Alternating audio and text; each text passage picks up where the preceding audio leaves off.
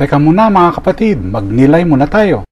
Alam mo ba na ang ilang parot ay kayang gayahin ang pananalita ng tao sa sobrang husay na nagmumukhang totoo?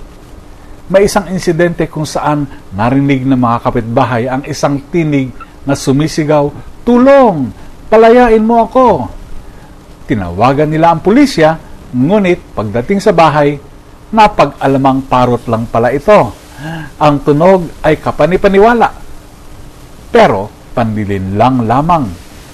Sa Ebanghelyo ni Mateo, binalaan tayo ni Jesus, mag-ingat kayo sa mga huwad na propeta. Maaaring mukha silang tupa, ngunit sa loob ay mababangis na lobo. Maaring mabait ang kanilang salita, makadiyos ang anyo, pero sabi ni Jesus, sa bunga ninyo sila makikilala. Hindi sa pananalita lamang o hindi sa bunga ng kanilang pamumuhay. Sa aklat ng Genesis, nakipagtipan ng Diyos kay Abram, hindi sa pamamagitan ng salita lamang, kundi sa isang banal at mahiwagang ritual.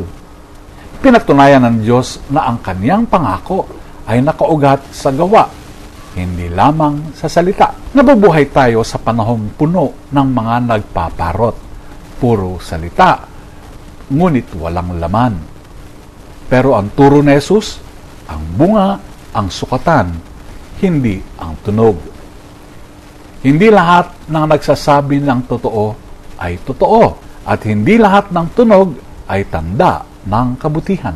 Hingin natin ang karunungang kumilala sa tunay at totoo, sa bunga, hindi lang sa sinasabi. Pagnilayan po natin ito. Amen.